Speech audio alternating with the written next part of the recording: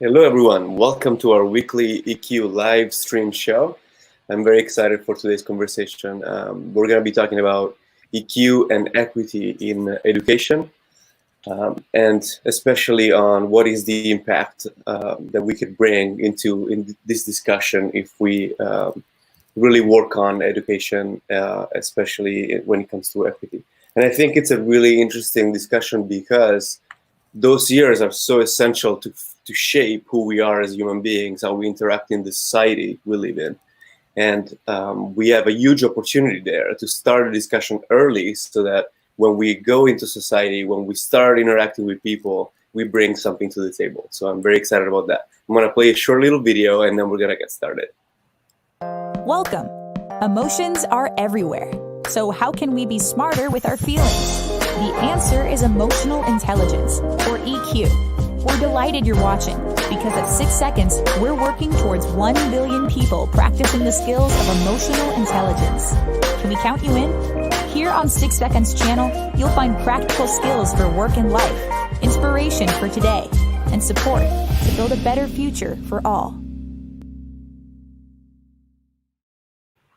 Now I would like to introduce Joshua Friedman, who is the CEO of 6 Seconds, and is going to be the moderator of today's panel, and the other amazing panelist that Josh will introduce with a great starting question. See you later. Thank you, Tom. And I want to just frame the conversation for a second, sharing a little bit about John Lewis. My experience in education is that it's often fraught with power struggle. It gets very political. Schools should be lifting the next generation to greater heights, and yet so often they end up being transactional. There's often a lot of hostility, a lot of focus on enforcing of rules, and my sense is that that is a process that perpetuates division and racism. When I heard that John Lewis passed away, I just felt this huge sense of loss. We're in this time and place where we need leaders who use their voices to create context for us to come together when we're so divided. In June of 2018, John Lewis tweeted, "Do not get lost in a sea of despair. Be hopeful, be optimistic. Our struggle is not the struggle of a day, a week, a month, a year. It's the struggle of a lifetime. Never, ever be afraid to make some noise and get in good trouble, necessary trouble." When I was a teacher, character education was very popular, and yet I saw so often that was reduced to placards on the wall telling students, be honest, follow the rules. And my guess is that most of those programs would have failed John Lewis's demand and pushed for compliance instead of encouraging people to get into good trouble, necessary trouble. And I'm concerned that the same might be said of social emotional learning.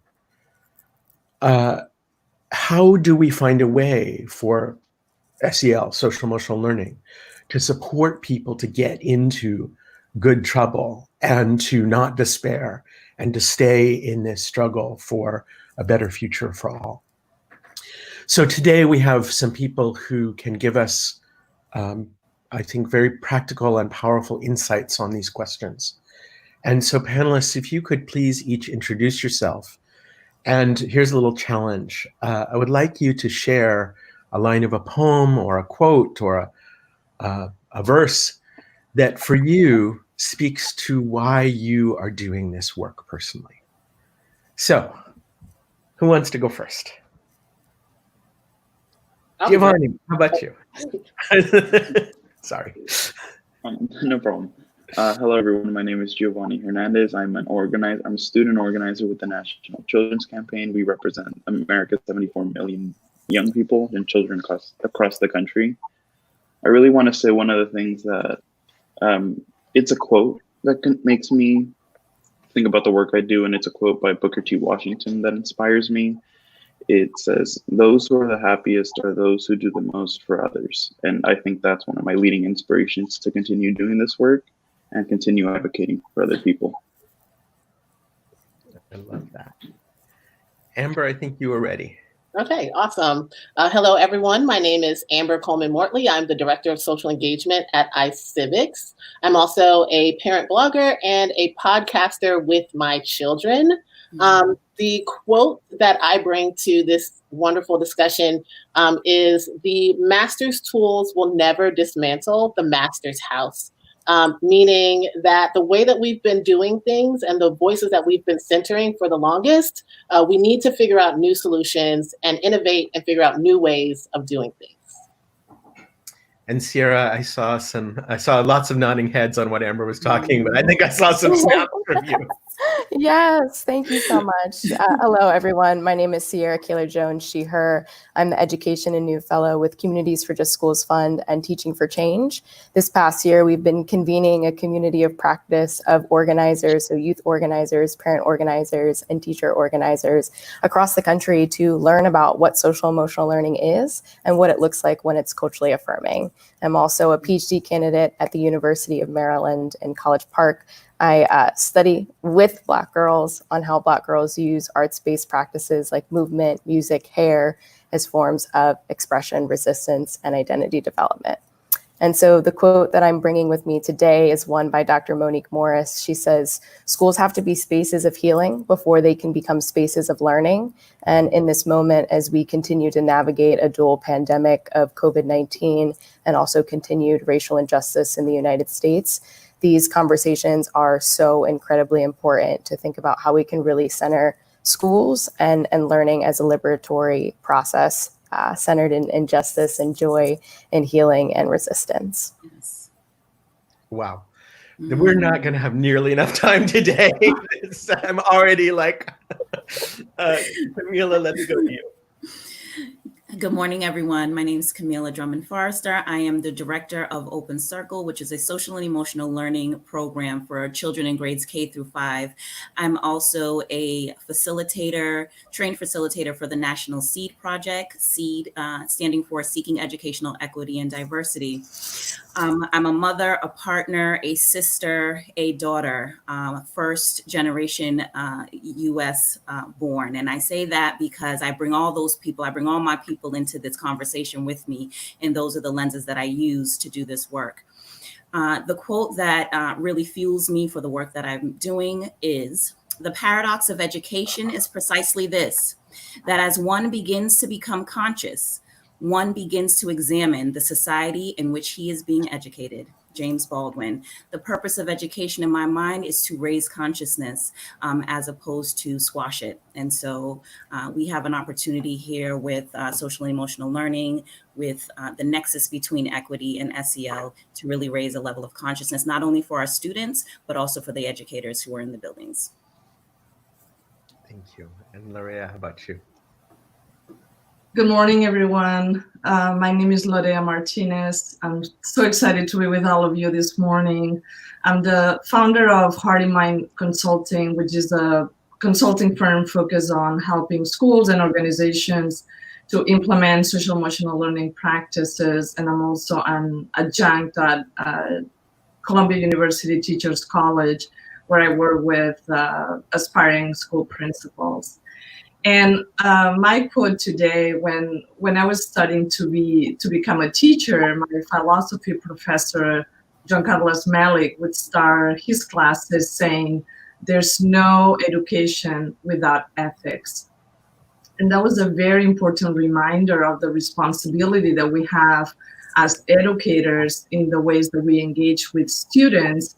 And definitely we can engage in positive change instead of like just maintaining the status quo, if we remember that there's no such thing as neutrality in education.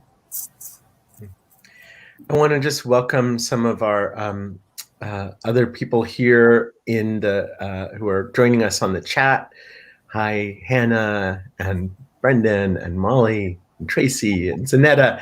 And I'm not going to do this with everybody, but I just want to welcome you here. And we have people joining our panel from lots of different countries and lots of different places around the United States. And those of you who are here in the chat, I would love to have your answer to this question as well. Is there a quote or a line of verse or poem or song that to you reminds you of why you're doing this work? And maybe it's that John Lewis quote.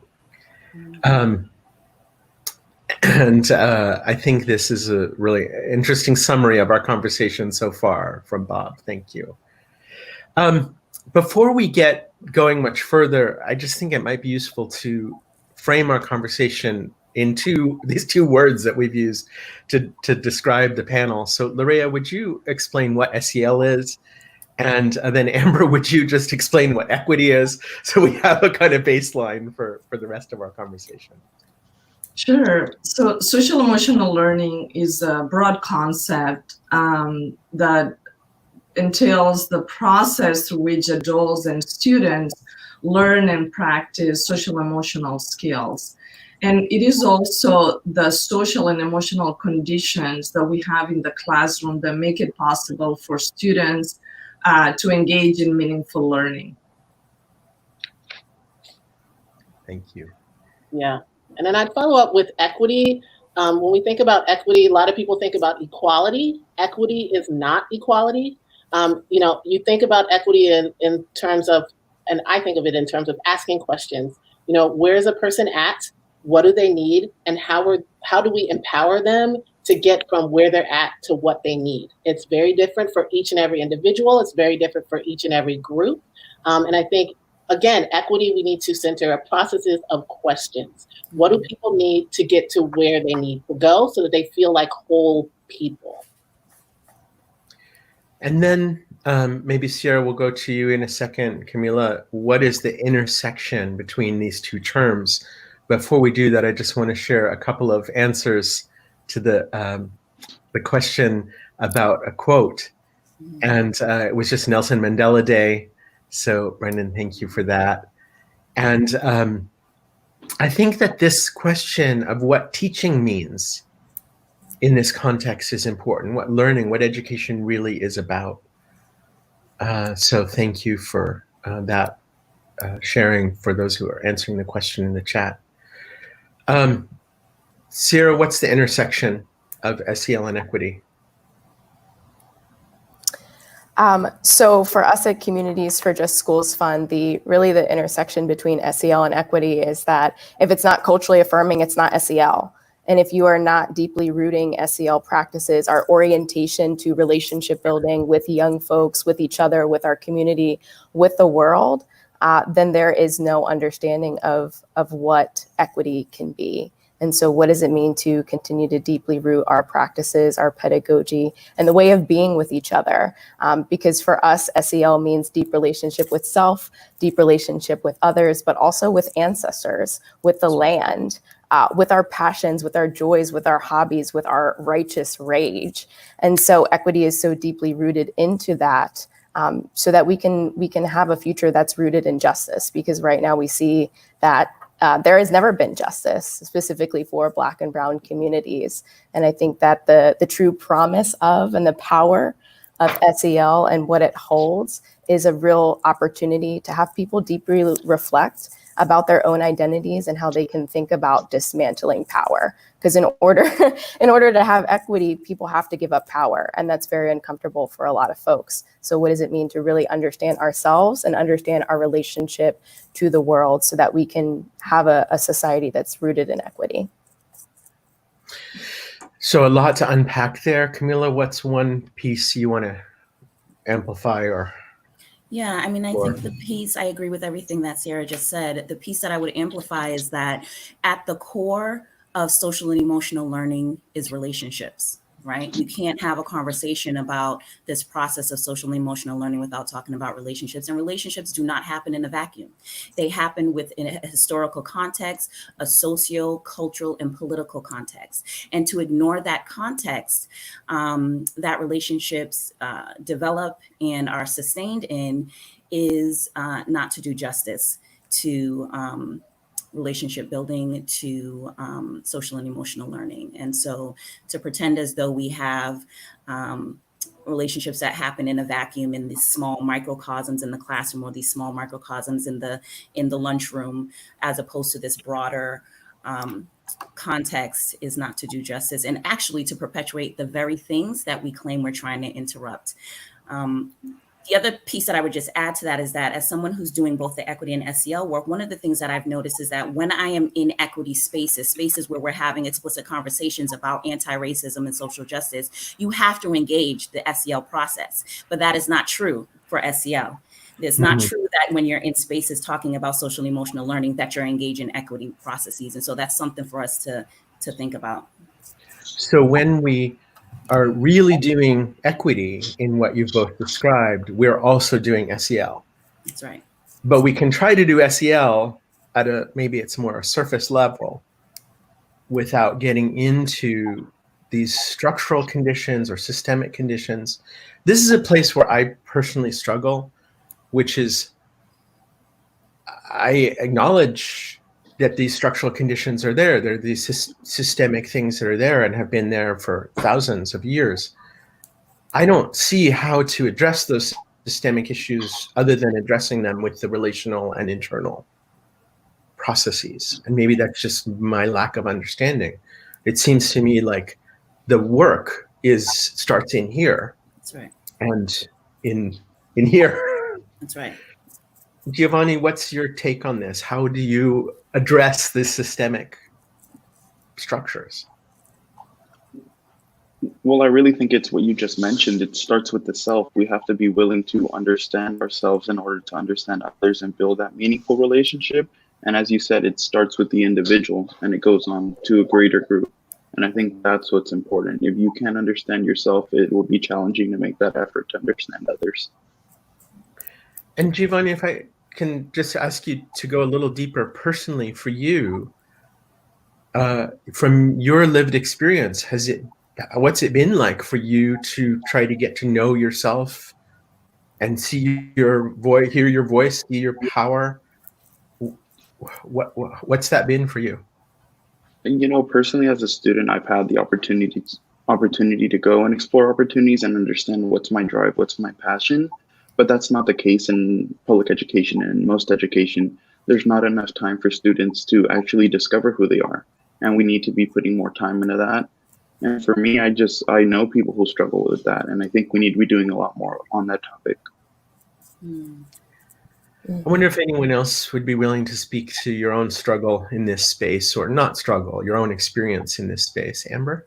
Yeah, so I'm hearing all of these amazing, awesome points. And I just think about the way in which the intersection of social emotional learning and equity is essentially civic work. The work that I do at iCivics, either with our youth fellowship or just, with educators, just thinking about the ways of, who am I within society? What is my role in making society better? What are the inequities that I experience? Or what are the inequities that I see that other people that are posing challenges for other individuals, right? And what's my responsibility in making that better?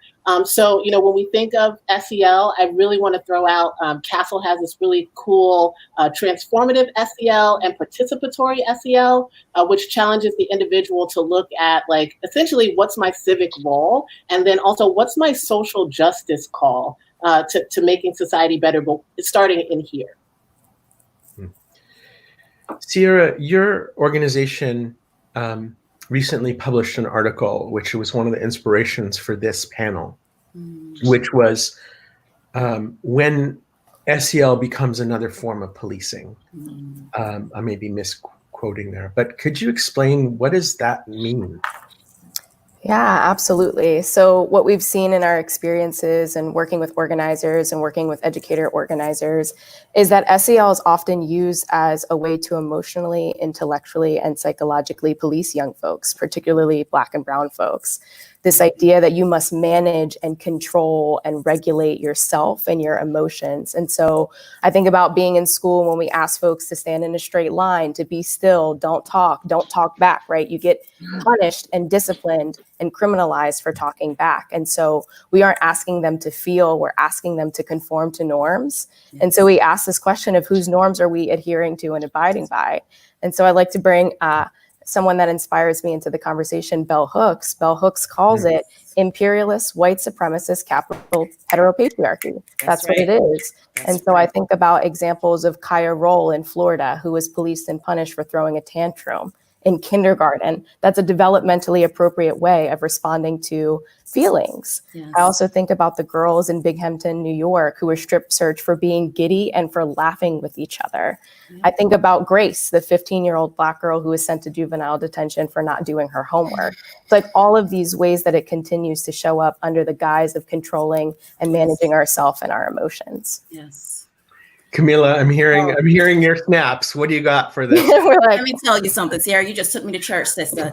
Yeah, like let's be real about this, right? We talk about culturally responsive pedagogy. We talk about culturally responsiveness in education. Education in America has always been culturally responsive. It's responsive to white culture. Yeah. White, upper class, middle class culture. Yes. What we really need to the call to action is to have a culturally expansive way of doing things. How do we call in other ways of knowing and being from different cultural perspectives to inform the pedagogy, to inform how we interact with ourselves? The other piece that I want to just jump on is what, our brother Giovanni just said, as it relates to this work starts with the self, right?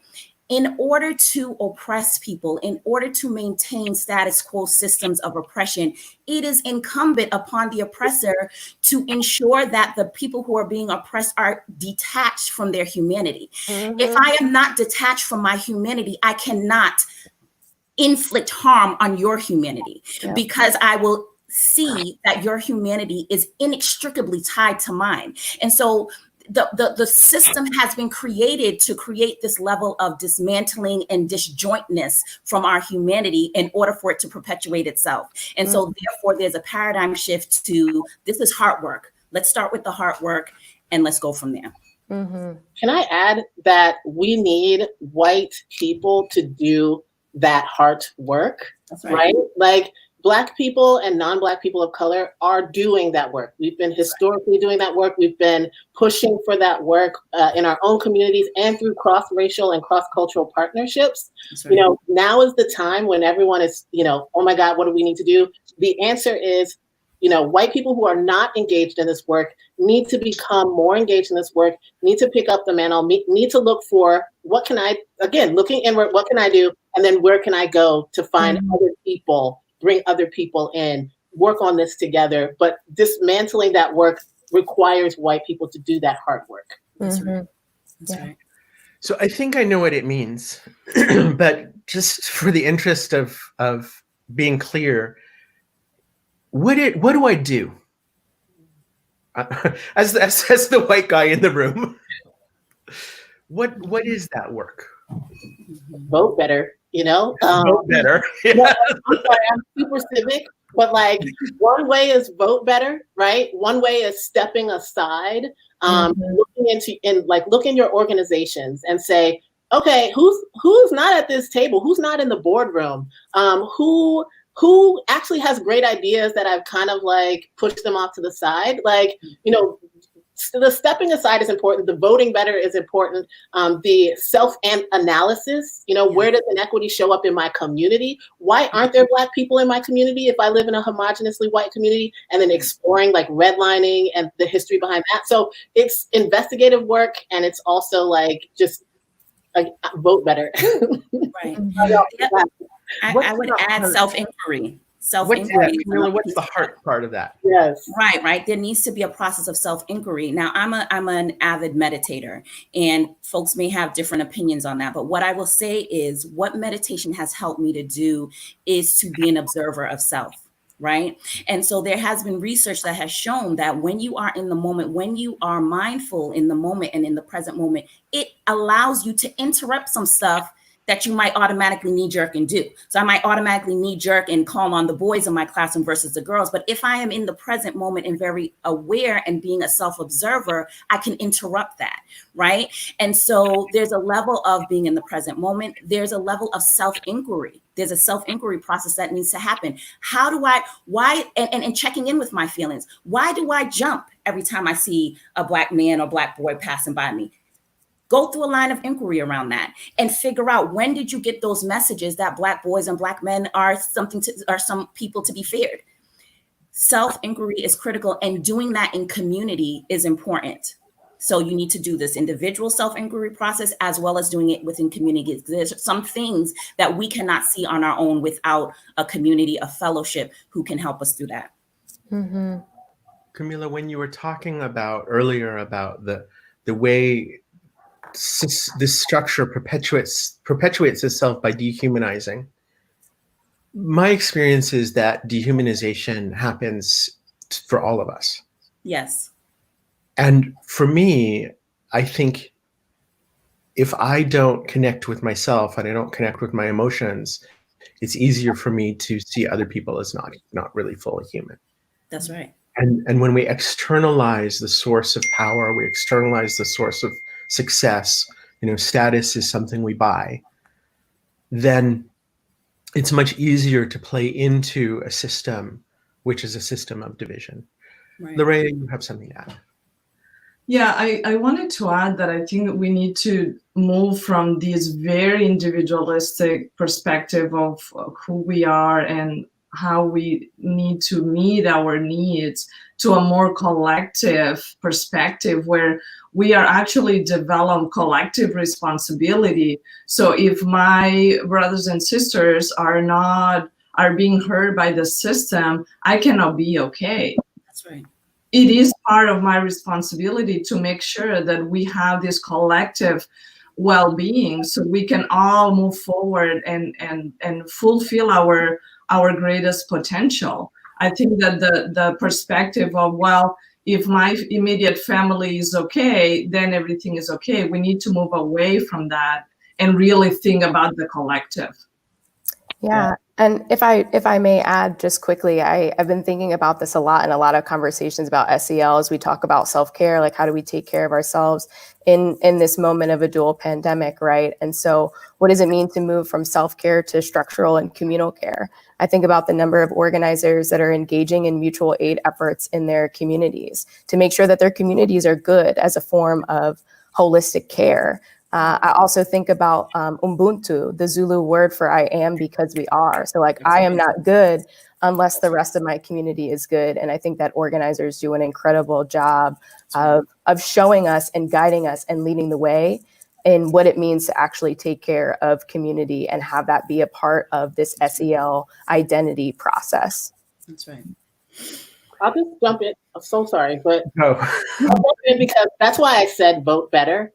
To Lorea's point, like, your community is a reflection of who you are inside, right? When I say vote better, the things that you give your yes to, those are the things inside that you believe in. And so, if you're voting for certain people for the PTA, right? Like, you're saying, I agree with that. This is part of what I'm aligning myself with. If that's helping other people in your community, you need to self-reflect on that. You need to improve that. You need to work on that. Why do I just want my school to be better for my kids and not all of the schools in our district to be better for all kids? And so, I'll just, say, Lorea, two snaps. Yes. Your point. So a couple of comments from the chat, just, continuing this, like this level of self-absorption that we have. And it's a way of seeing, which, for some people, they think that's truth. And for some of us, it's delusion. I think this is an important question about how do we actually do that? Part of it for me has been to become less afraid of emotions. Yeah. And to be honest, I don't have that sorted. I've been working on it for 24 years and I'm getting better at it. But, when people are mad at me, it still scares me. Yeah. Yeah. Let's talk a little bit about this, what SEL implementation looks like. Lorea and I have had a lot of conversations about this, that often it's a program. And I have some concerns about that word, program. Sierra, you're nodding your head. What does that bring up for you? Yeah, so I'm thinking about, in our work with the community of practice and with organizers across the country, is something that, they have taught us is that it's an orientation to relationship building. It's not a checklist, it's not a program, but rather a way of being and a way of being with one another. And I think too, one of the examples that really touches my heart is that of Southwest Organizing Project in Albuquerque, New Mexico. And they talk about food justice and use community gardening as a way to develop deep relationships with each other, with self, but also with the land that has historically been stolen from Black and Brown communities. And so what does that look like? We've often talked about SEL as relationship with self and with others, but how do we also think about all of the ways that folks are creating deep relationships with things that have been stolen, and healing through that process? Yeah. And I think Giovanni, you might be able to speak to this piece about the earth. And I know for a lot of young people, climate justice and social justice are the same thing. What is the role of our relationship with our planet? How does that fit in with our relationship with each other for you? I think the part where it fits in is we share one home, so we should be sharing our lives and working together to connect with each other. Why are we going to be in constant argument with each other when we live and share the same home? Our history shows that people have been at a constant struggle with each other. I think it's time we need to heal that struggle and work together and actually help communities in need. That's what we need to be doing. That's how the earth ties into us. It's our home. We need to work together, not be in a constant struggle with each other. I want to just bring back this comment from Bob about scarcity, and maybe this is also part of our relationship. There is enough food in the world for everyone. We look at all of the 17 Sustainable Development Goals. We could solve every single one of them this year. We have enough. Why aren't we? Power. And something about our relationship with each other and the earth. What did John Lewis mean by good trouble? I mean, we have to guess a little bit now because we can't ask him. But what is that about? I think he meant to be disruptors, right? To be okay with going against whatever the status quo may be in a space, particularly if that status quo is impinging upon the humanity and rights of others. So being a disruptor, that's how I see that. And who among you are disruptors? I'm trying to be. Trying. It's a work in progress every day. That's right. Every day we get closer and closer. What's hard about it? Finding out who your real allies are, I think, is the hardest portion of it, right? Civil disobedience, good trouble to me are all the same thing. But it's also who gets to be civilly disobedient, right? Who gets to be a disruptor, who gets to cause good trouble. Right. And so just like maneuvering the space between, what I envision being an amazing future for all people, the obstacles that we face, and who's actually on your side in this work. I think all of us, everyone's not in their head, but all of us have felt this way. Yeah, I want to ask this question to everyone who's here on the chat. What's hard about being in this space of disruptor, being somebody who makes good trouble? What's hard about that for you? Someone else? I would agree wholeheartedly with what Amber said. I think in addition to what she said, for me, there's also this space in the personal realm, right? So if I say that I'm a disruptor, if that's my identity, then I'm going to be a disruptor in all the spaces, right? And so sometimes family conversations, sometimes conversations with people who've been your homie from day one, and you're saying something real different, it's hard.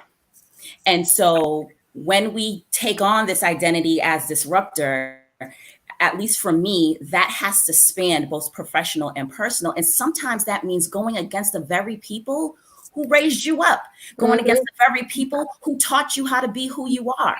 And so there is a reckoning with that internally and externally. And how can you still be in loving relationship with people who you care about and love, but you no longer think in that same way? I want to just bring Karen into this conversation.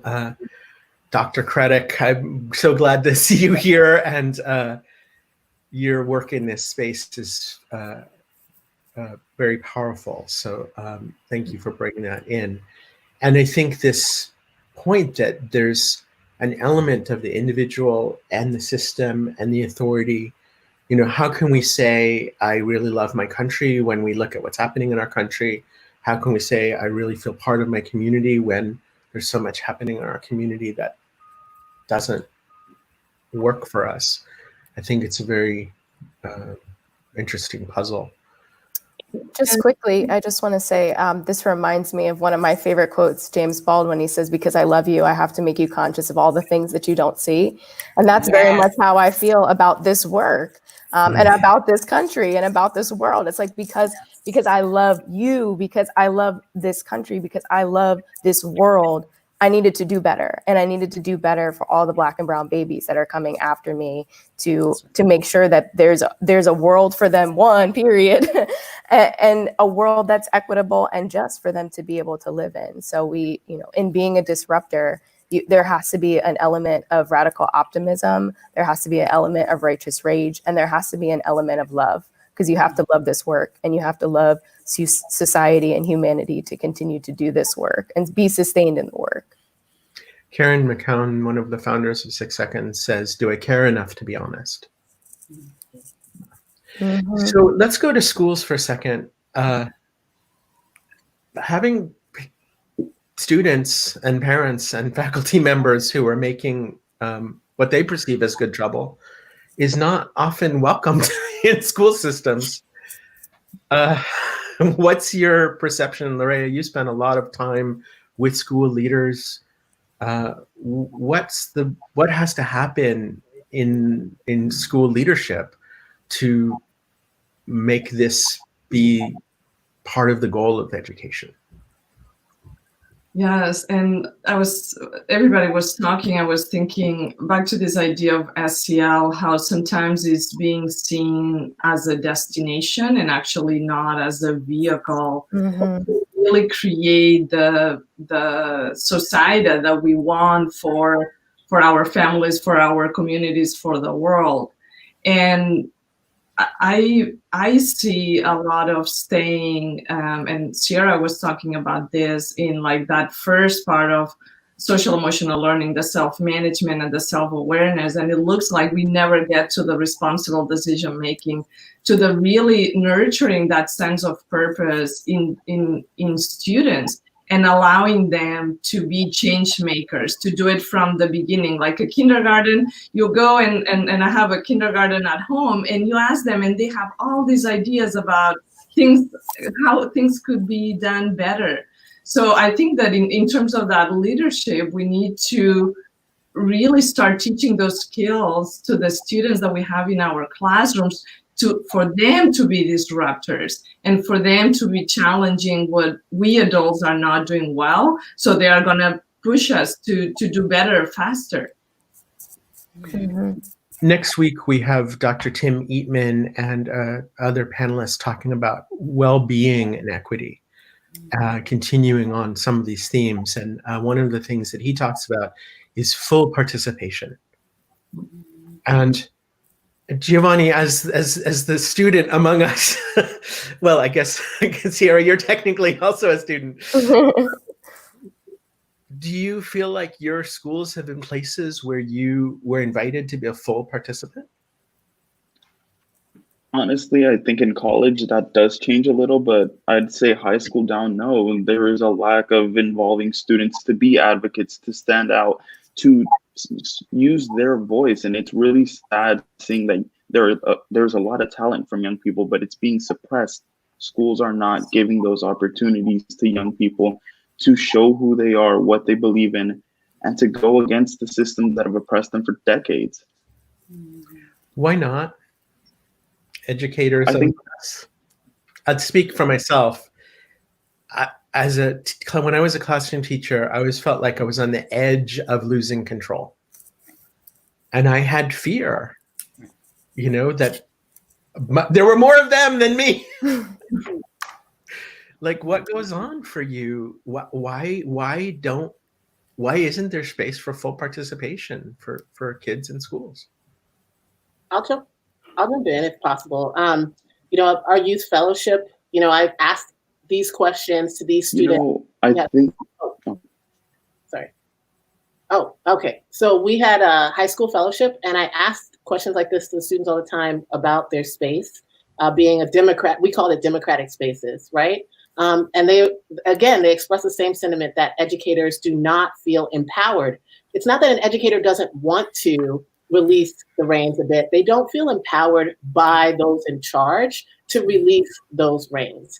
I'll speak from coaching. When you're a coach, when you're out there on the field, you don't have control of what an athlete does. And I think that is a beautiful experience. We need to bring that experience and feeling into the classroom and empower educators to step back just a bit, and empower school administrators, the school board, empowering school administrators to pull back a bit and allow students to create a constitution of sorts, or a restorative justice panel, or, there's so many different ways that we can give students the space to build the community that they want to live in. But I think the adults do not feel empowered to release control. What you just said, Amber, reminds me of what Lorea said a couple of minutes ago about, is SEL a destination or a process? We could say the same thing about education, full stop. Right? Is school about getting in, is elementary school about getting into high school, or is it about, being a great grandparent? Mm-hmm. Right. I love that analogy of a coach, right? So something I was just writing down for myself was, how do we create spaces where our children can be their whole selves, where the adults can be their whole selves? We often are asked to compartmentalize ourselves, right? As if the personal is not professional, or the professional is not personal. And coaches do exactly that, right? Coaches give guidance, right? They offer some suggestions, but ultimately the goal of the coach is to bring out what is already within the athlete. Mm-hmm. There is no coach who I think is thinking to themselves, I need to put in athleticism in you. I need to give you something of myself that you don't already have. Instead, the focus of a coach is, I am going to create the conditions so that what is already implanted in you, the greatness that is already in you, is able to blossom and grow. And that is the paradigm shift we need to have within education. Mm-hmm. In 6 seconds, we have a learning philosophy, and one of our principles, and I was just writing a grant application talking about how does our methodology support equity? And one of our principles is wisdom lives within. That's right. Mm-hmm. And the belief, what the belief that is, if you really believe that, then your job as an educator or as a coach or as a manager or as a parent is very different. That's right. Mm-hmm. If you think you're filling a bucket. Okay, I've totally lost track of the questions that I planned. This is getting so good. Maria, would you get us back on track about SEL? What are you thinking about? Lorea's like, no, I don't know. Well, I think that this is exciting. I feel like there is an awakening now that SEL has not served us well enough, right? SEL is not getting us the transformation that we want in the adults, in students, in our school communities, in our general communities. So I think that by centering all our SEL work in equity, we are planting those seeds to do things differently. And I think that when we are able to have these conversations, I feel more hopeful and more empowered to be a disruptor in the circles that I move myself in. And I think that it is great to be in community with people that are willing and they're courageous to do the work. And that brings up this point from Dwayne Ross. What about belonging? I read an article the other day that diversity is not the answer, and actually inclusion is not the answer unless we also have belonging. DIB. Mm. What's the role of SEL and belonging? Well, first of all, do you agree? What does that mean to you? How important is belonging? I think that for me, this brings up the article that we had referenced at the beginning. So when SEL is used as another form of policing, I think that SEL, when it emotionally and intellectually and psychologically polices young folks, then it makes them feel like they don't belong. Like I've been in conversations with educators, being an educator myself, like I'm a dance teacher. And so kiddos come to me after school and they're like, Miss Sierra, my teacher told me I talked too much. Do I talk too much? Like they have all these questions, doubting themselves because they were told these messages about how they were either too much or not enough. And then they look at a curriculum that doesn't truthfully show them history, right? They learn about two figures in history that look like them or that have a similar background, and don't learn about like the strategic organizing that goes behind large movements like the civil rights movement, the Black Lives Matter movement. And so belonging is so deeply tied to that, because it's like, how do you develop a deep sense of self when you feel like you don't belong, or when you're told that who you are and what you bring to the world is not valued and it's not affirmed? I think we need to look to collectivist cultures, right, to understand what it looks like, what are the mechanisms for creating spaces of belonging. We may be able to find other ways of knowing and being. I think it's hard sometimes for us to create and cultivate spaces of belonging for people because that's the way we were brought up. We're coming through the exact same systems that we're trying to now interrupt. And sometimes we don't know what an alternative may be. And so this idea of social emotional learning, this idea of belongingness, but particularly social emotional learning, it's not new, right? Folks have been doing this for a very long time. And so we need to go out into the community centers. We need to go out into, the grandmothers who've been taking care of the little kids in the community, and they're the babysitters, they're the daycares, and find out how they nurture those, how they operate from a strength-based place, how they nurture and blossom and water the seeds of greatness that are already embedded within us. And so there's a way of expanding what we consider SEL, right? I would also just say we need to challenge the question of belonging as belonging to what? Yeah. So are we belonging in the sense that it's an assimilationist culture where everyone really strips down every quality of themselves to become a drone or robot in a sameness? Or are we saying it's more integration where it's like you're bringing what you're doing, I'm bringing what I'm doing, and we're all here, we all belong, but we all bring unique and interesting qualities to this space. That's right. Yeah, absolutely. I'm just thinking that what you're describing, I mean, I come from a very privileged background, both being, I actually think my whiteness and my maleness are the least among my privileges, honestly. I just feel like I've been so lucky and blessed in my life. But I did not feel like my school was a place where I really fit, and that I certainly didn't feel belonging. And, so I just can only imagine. I remember talking to one of the few Black boys in my school in 7th grade and saying, he'd moved from Texas, and saying, oh, well, is there much less racism here in California? And he said, well, I don't know. I knew where I stood with people where I lived before, and now I don't exactly know. But the point I was trying to make is I didn't feel that sense of participation and belonging and inclusion. And what you're describing as an education, I think would have worked way better for me. So maybe, maybe these issues of equity are really issues that are going to change learning for all of us. Indeed. It will. And I think that's the key, right? Often when we have these discussions around equity, we're centering as if this is only going to benefit Black and brown people. Let's be clear.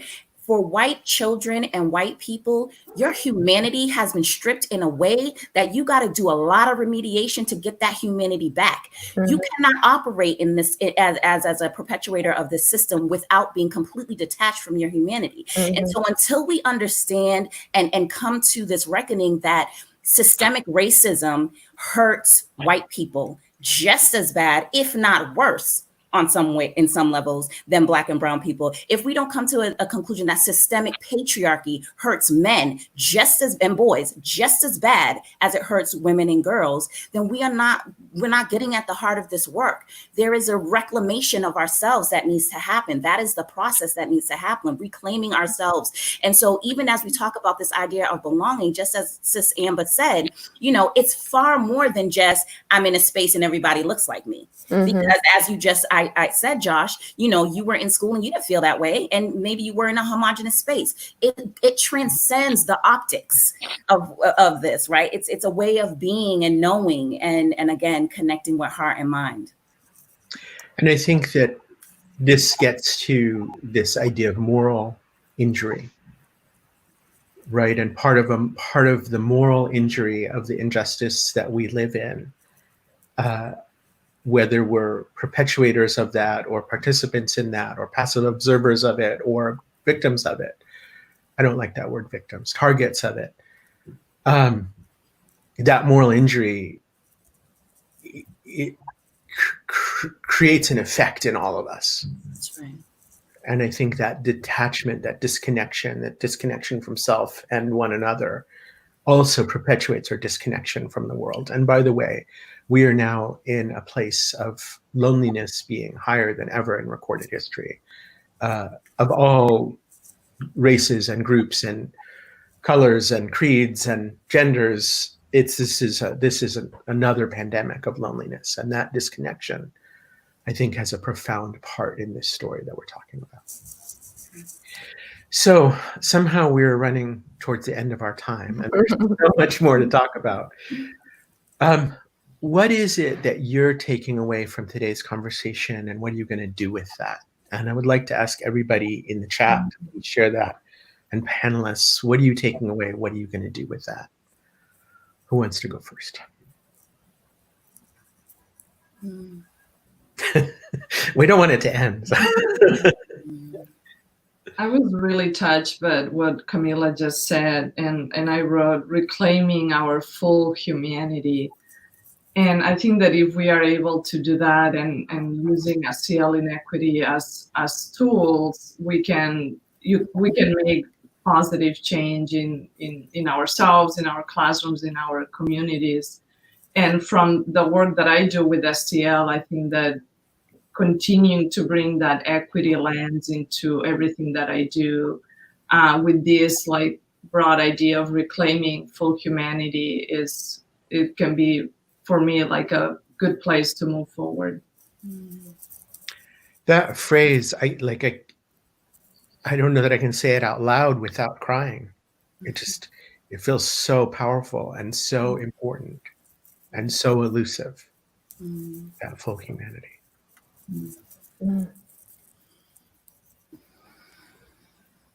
I'll go next. So, I'm going to take away from this discussion these contacts with these wonderful people, right? I'm going to work on exploring all of y'all's work to figure out where the overlaps are so that I can elevate what every one of you guys are doing in the democracy work that I'm doing, because, democracy work is hard work, right?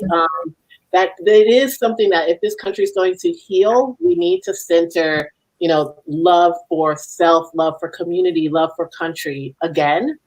So what I'm taking away is just all your brilliant minds, and I will be back to bother you guys. It will not be a bother. It will not. It will not. And Giovanni, maybe we could just give a little shout out here to the connection with what Amber just talked about and the work you do at NCC, because you talk about it. Well, the NCC is just a great organization I've had the privilege and opportunity to work with for the last few months, and we are really making an effort to just advocate for every child from early on age to being young people. And I think Amber mentioned this, voting better.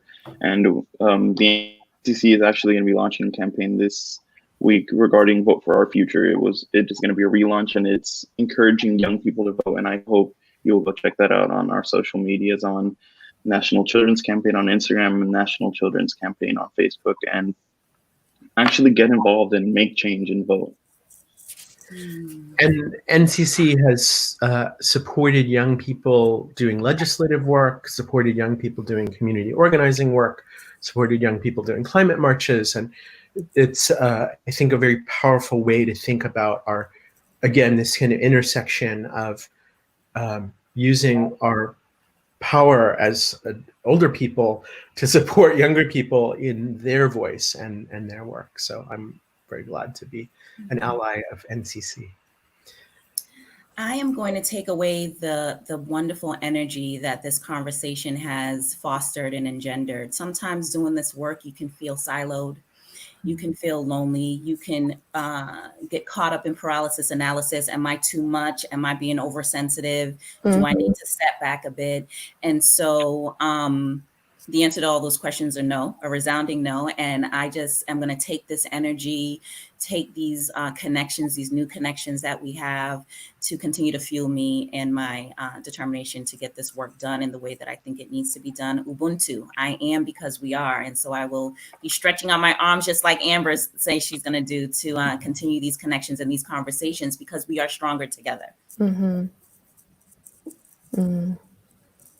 I know for me, what I'm going to be taking away is, one, just the gratitude that I would love to extend to this group for the fruitful conversation, the invigorating conversation, just like you're sharing how siloed this work can feel sometimes and how frustrating that it can feel. But I also keep coming back to this question, and I know that we've touched upon this. You know, we asked this question of what is the purpose of SEL, but also continuing to return back to this question of what is the purpose of education, and feeling reinvigorated in the power of education, of SEL, as opportunities to create spaces for humanizing learning, to create spaces for healing, so that we can learn, so that we can be in community with each other, and so that the barriers don't continue to stay up.